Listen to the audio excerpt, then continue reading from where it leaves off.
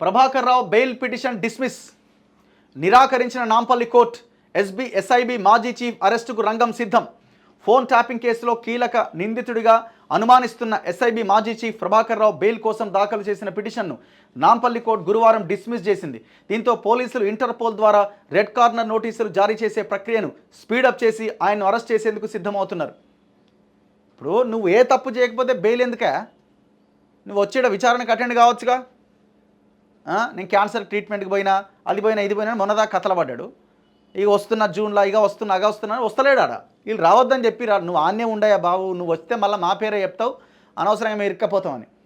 ప్రభాకర్ రావు రాకపోయినా కేసీఆర్ని అరెస్ట్ చేయొచ్చు, రాధాకిషన్ రావు ఇచ్చిన కన్ఫెషన్ స్టేట్మెంట్ ఆధారంగా, ఉన్న ఎవిడెన్స్ ఆధారంగా. కానీ వీళ్ళు ఇంకా చేస్తలేరు. సరే, మరి ఈయన కోసం చూస్తున్నట్టున్నారు. ఈయన బెయిల్ పిటిషన్ వేసి నాంపల్లి కోర్టు నాకు బెయిల్ కావాలని కోర్టు డిస్మిస్ చేసి పడేసింది. నువ్వు మొత్తం అంత దందాంతం నీదే ఉన్నదిడా, ఏ లెక్కలో చూసినా. సో నువ్వు ఈ విచారణకు హాజరు కావాల్సిందే, నీకు బెయిల్ ఇవ్వడానికి వీల్లేదని. సో ఇప్పుడు ఆయన అరెస్ట్ చేయడానికి, ఇంటర్పోల్ సహాయంతో అరెస్ట్ చేయడానికి పోలీసులు రెడీ అవుతున్నారట. మరి ఇది ఏడు దాకా పోద్దన్నది చూడాలి. ఇప్పుడు ఇక్కడ దేశంలో ఆయన అరెస్ట్ చేసినట్టు కాదు కదా, దీనికి రకరకాల ఇవి ఉంటాయి. ఫోన్ ట్యాపింగ్ కేసులో ప్రధాన నిందితుడు ఎస్ఐబి మాజీ చీఫ్ ప్రభాకర్ రావును అరెస్ట్ చేసి కీలక ఆధారాలు రాబట్టాలనుకుంటున్న పోలీసుల వ్యూహాలు బెడిసి కొడుతున్నాయి. పోలీసుల ప్రతి మూమెంట్ను పసిగడుతూ ప్రభాకర్ రావు అలర్ట్ అవుతున్నారు. పోలీసులు దాఖలు చేసిన ఛార్జ్షీట్లో పొరపాట్లు ఉన్నట్లు గుర్తించి మంగళవారం నాంపల్లి కోర్టు దాన్ని వెనక్కి పంపించింది. దీంతో ఛార్జ్షీట్ను కోర్టు పరిగణలోకి తీసుకోలేకపోయింది.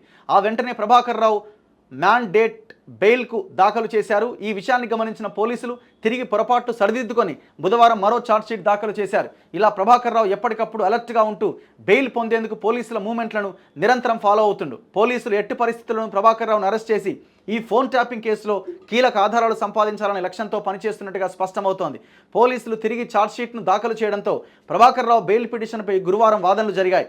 ఇరువైపులా వాదనలు విన్న కోర్టు ప్రభాకర్ రావు బెయిల్ పిటిషన్ను డిస్మిస్ చేసింది. దీంతో పోలీసులు ఇంటర్పోల్ ద్వారా రెడ్ కార్నర్ నోటీసుల ప్రక్రియను స్పీడప్ చేసి అరెస్టుకు సిద్ధమవుతున్నారట. సో స్టార్టింగ్లో అంటే వీళ్ళు బెయిల్ ఇది ఛార్జ్షీటులో తప్పులు ఉన్నాయట. కోర్టు ఆ ఛార్జ్షీట్ని పక్కన పెట్టింది, తిరస్కరించింది. మళ్ళీ కొత్తది చేసిరట.